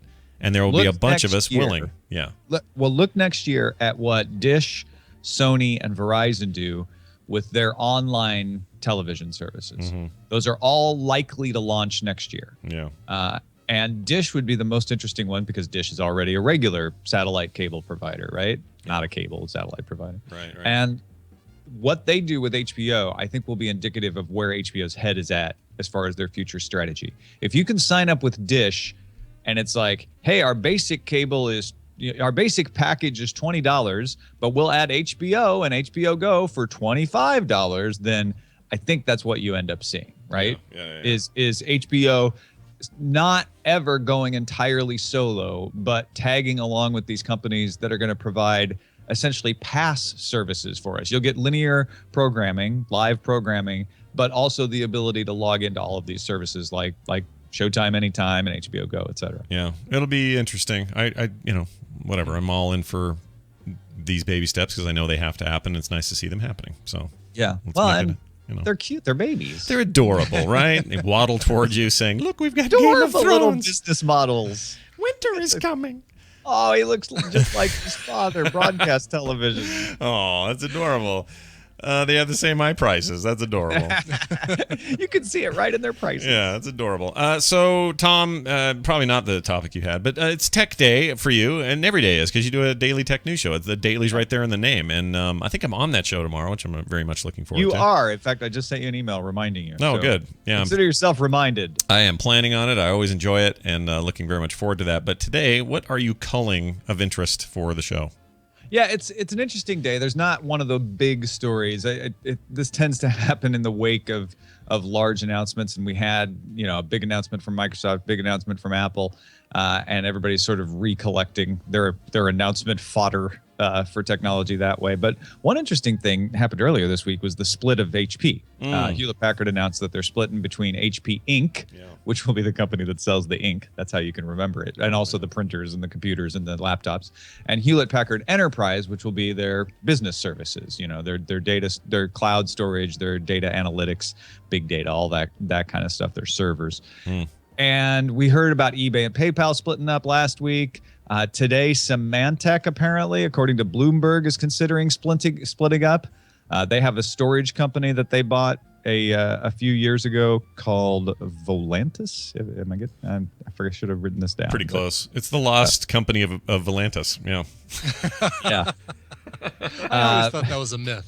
Yeah, I know. It turns out it's real. Well, no, it's true. And Symantec wants to get rid of them and sink them under a sea of red tape. Lovely. Actually, it's interesting. You're naming companies that I didn't know. I don't know what any of these people have been doing for the last 5 years. You know Symantec, right? Oh, sure. But when did Norton Antivirus, I guess what I'm getting at is these were big names in the 90s, HP as well, where they were just dominant in so many ways, in so many places, in so many parts of the technology world. And I just feel like the last 5 or 6 years, neither of those two names hold much of any kind of talk or sway. I know they're big companies still, they have to be, but what are they doing? Like, what are they doing in a significant way that isn't, I guess it's all enterprise now, maybe that's why I don't hear about it.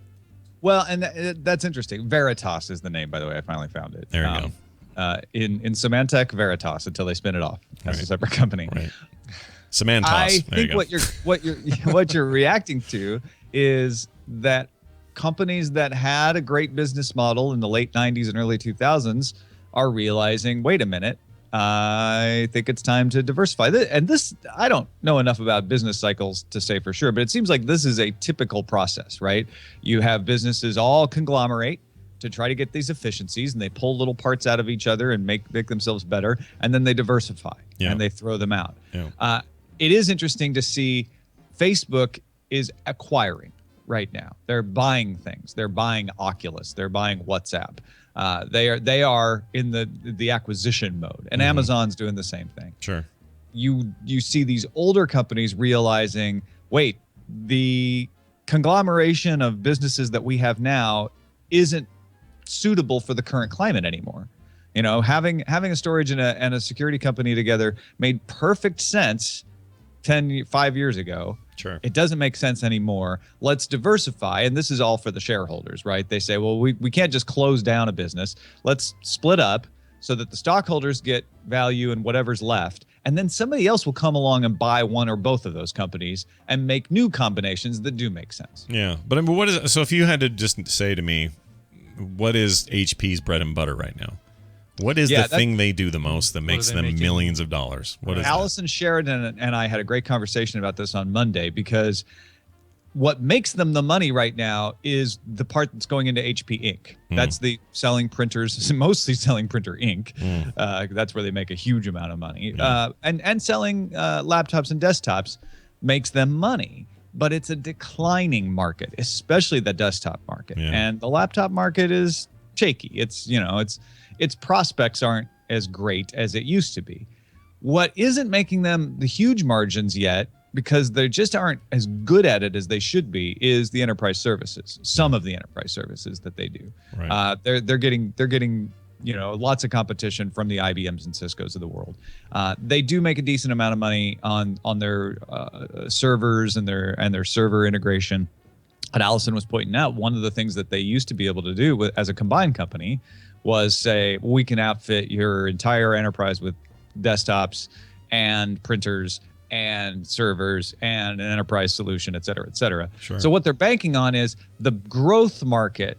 The potential is that enterprise service market and being able to do cloud storage, et cetera. And that's what IBM's been betting on as well. Sure. And that the desktops and laptops, that's not a growth market anymore, but it's not dead. It's not worthless. So let's split that off, and then maybe somebody acquires that. It also gives them a little more flexibility to buy stuff. They've been trying to buy EMC which is the company that owns VMware, I think. Sure. And they haven't been able to do it. They haven't been able to agree.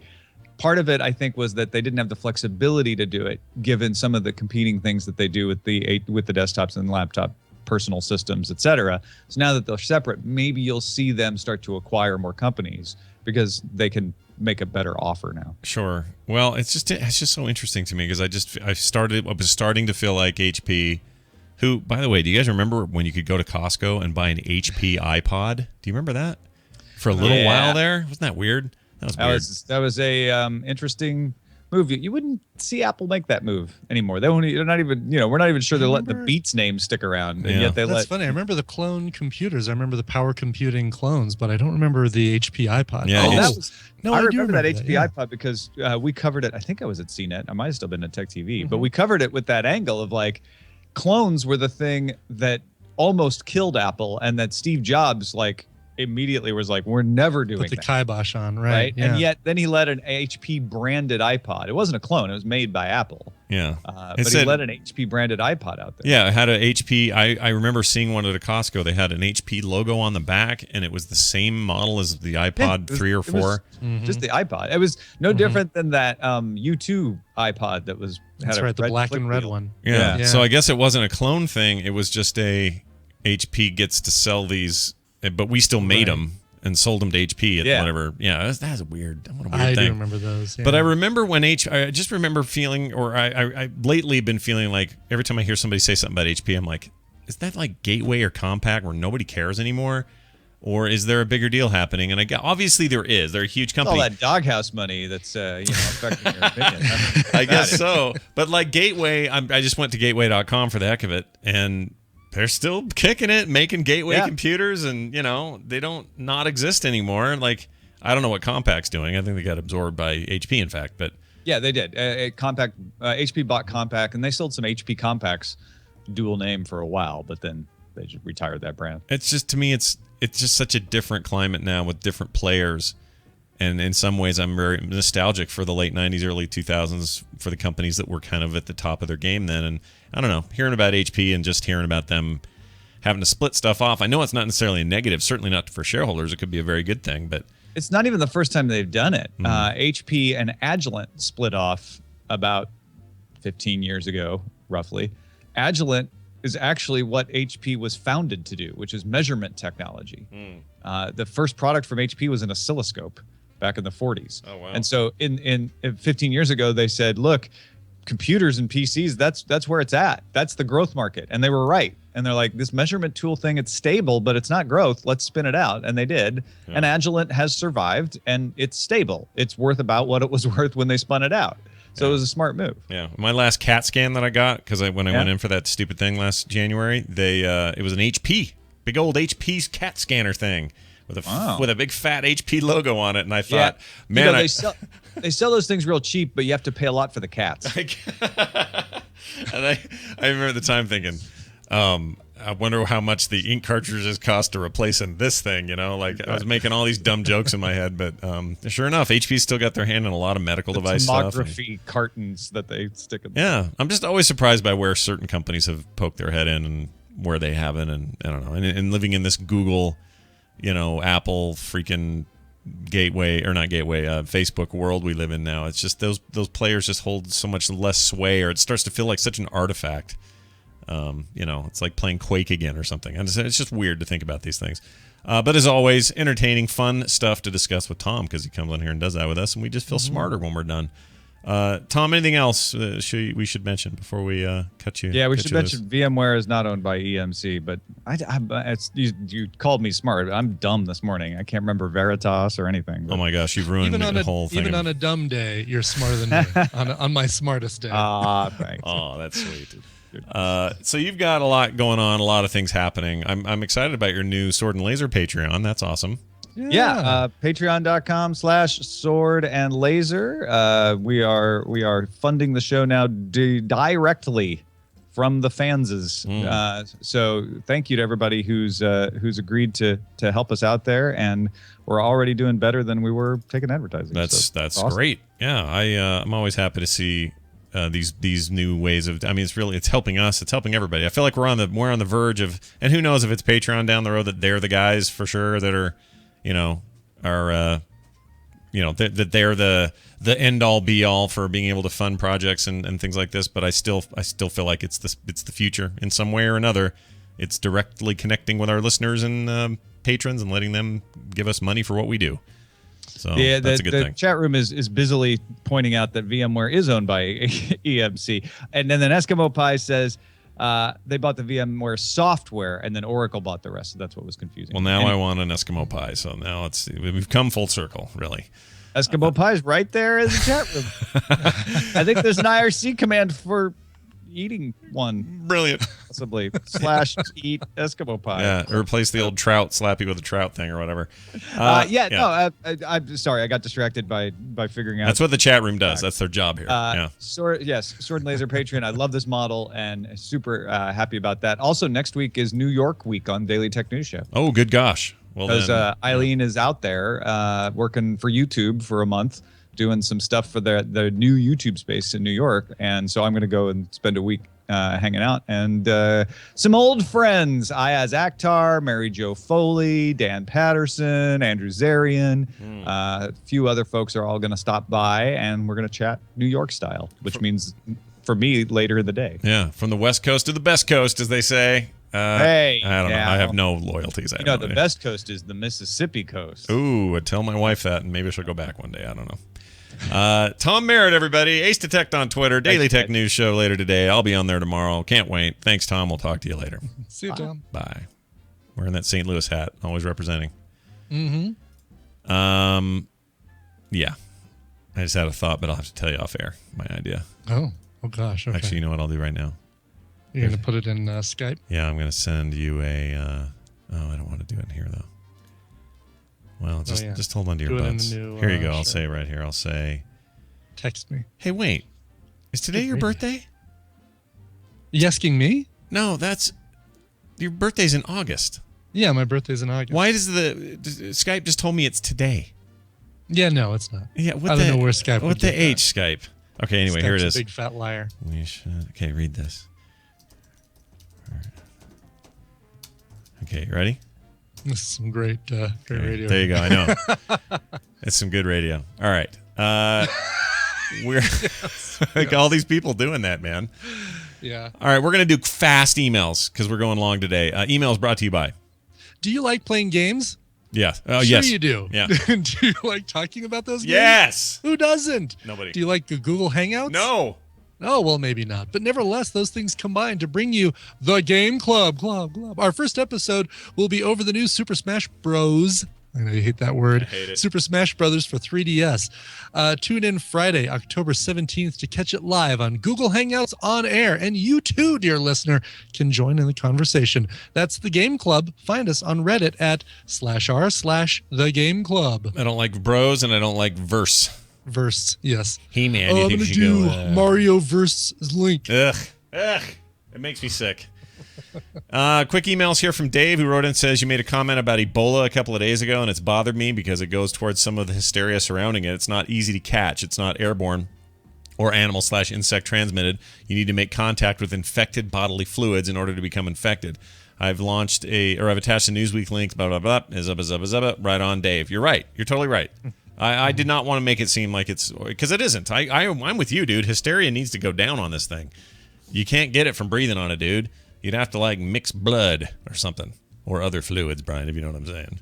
I know what you're saying. I know what you're getting at. Bruce wrote in, says, it's the one thing I learned from Tony Bennett's mild lyric mishap at that game was that apparently God Bless America has replaced Take Me Out to the Ball Game as the tune sung in the 7th inning stretch since 9/11. Call me an anti-patriotic, but I think it is an unfortunate trend. It seems to me that we already begin every game with the national anthem, and we do not need another emotional song praising America's greatness. Take Me Out to the Ball Game was a simple sing-along song that praised the game of baseball. God Bless America has come to stand for blind patriotism and helps remind people of a 14-year-old tragedy. Maybe I'm being oversensitive. Bruce, I completely agree with you, dude. I do, too. I don't like the switch. I never liked it. I love Take Me Out to the Ball Game during the 7th inning stretch, and it's funny because the Rockies games recently I've I could have sworn I've heard "Take Me Out to the Ball Game." So maybe it's just on big televised games or different cities. Yeah, it's the ultimate road to Aberdeen. Nobody wants to say anything, but nobody thinks we should keep doing this. So we're with you, Bruce. You're not oversensitive. You're right. Mark S. wrote in, said, "Hey, Scott." Because, the old phrase used to be, well, then the terrorists win. You know that whole phrase? Well, to me, this is a sign of that. That's one of those things. You made us change our national pastime. Don't let them do that to us. Take it back and make it what the hell you want it to be. Right. All right. Scott, says Mark S. I was sitting in my office listening to the latest episode, and within 3 minutes, you said the word cereal, which suddenly triggered my plugged-in iPod to launch Siri. She promptly found local restaurants offering cereal on their menu. Just thought you'd be impressed with the reach of your voice, he says. Yeah. Yeah, and you do have to have those plugged in, right, for that to work? I guess you do. They have to be, right. He says also, have you looked up how to pronounce the word colonel on YouTube? This must be from that weird YouTube channel. Hold on. Oh, right, the pronunciation guy. Well, in the meantime, while you're looking that up, hey, Siri, play Shuffle. I'm just doing that for all the people who've got their people here. Oh, it'll work now. Yeah. And what happens when they play Shuffle? It plays a random song from their library. Oh, well, that's how it should be. Here you go. Kind of a fun thing Canolio. Oh, this is awesome. This is Colonel. You ready? Here you go. Yeah. Canolio, Nanolio. Canolio, Nanolio. It is the greatest YouTube channel ever created. It's the easiest thing. I mean, it probably takes them like a minute to put one of those together and upload it. But it's so well done. At the most. It makes me mad. Should have thought of it. All right, that's your emails. You can send those in to us at themorningstream@gmail.com. Our website is frogpants.com/TMS. Please follow us on Twitter, Coverville, Scott Johnson, Morning Stream. You can also Patreon us as well at patreon.com/TMS, where we do it monthly, not per episode. This per episode stuff may have been a good idea in hindsight, but gosh dang it, look at the deal we're giving you people. A month of content for hardly any money at all. That's right. So what you should do is adjust your Patreon for the number of shows. Pretend that we do a daily Patreon, or I'm sorry, a per show Patreon, and adjust your levels accordingly. Yeah, come on now. That's it. Oh, Coverville today. You got one? Oh, yeah, there will be a Coverville today. And birthdays today should be an interesting one. Christy McCall, who passed away several years ago, but everybody knows her as the female voice that is in the Christmas Pogues song. Yeah. She also did a great song in the 90s called Walking Down Madison. She was the original artist of that Tracy Ullman, They Don't Know About Us song. Yeah, I remember that. So a tribute to her, as well as Daryl Hall, who is turning 65 this week. So you probably can expect some Hall & Oates covers on today's Coverville. I'm in. I'm all in. Also, I'm trying to figure out my whole chapter issue because my chapters haven't shown up in the last 10, 15 episodes. And I don't know why. If you download it into iTunes, they show up fine. But on iOS devices, since iOS 8, they don't. But they do for MacCast. So I know it's something up with my show or my server. So you got to figure that out. That's weird. Yeah. So, sorry, go ahead. You were saying? I never trusted those damn things anyway. The chapter crap. I just feel like they're it's cool. Don't get me wrong. Oh, it's just such a Apple specific thing. Well, it is, yeah. You know, and I mean, it really wasn't. I mean, it was AAC was not an Apple codec. It wasn't an Apple format, but they championed it. It does allow. They did. They really did. Yeah. And it allows people, if they don't like the current song playing in Coverville, boom, they can go right to the next one. It's such a great thing. Yeah, it's a cool service that you provide, Brian. Yeah. I'm with you 150%. Hey, Skojo, Scarlett Johansson, she's in a new TV series coming up soon. We don't know what that is yet. It's based on a novel from 1913. 1913. By the way, and Kev also corrects us. Kev, who loved the Garth Brooks song that I played on Monday, all you people, and he was the one who requested it, and he's totally fine with my song choice, people on Twitter. All right, relax. Says that God Bless America is generally only done on Sundays during the regular season. The rest of the games are Take Me Out to the Ball Game. Still dumb. Yes. Why do Agreed. I understand they're trying to find, maybe that's middle ground, but come on, let's just get back to what pre 9/11. Okay, can we do that? Because it was our game in the first place, not theirs. All right, exactly. All right, exactly. Brian, well, they promised him a bunch of virgins in heaven, and that all games will have "God Bless America" at the end of them. That was the promise to the terrorists. Now we know. Yeah. Now it's been revealed. Let's get out of here with some music from you. Will you offer it up now?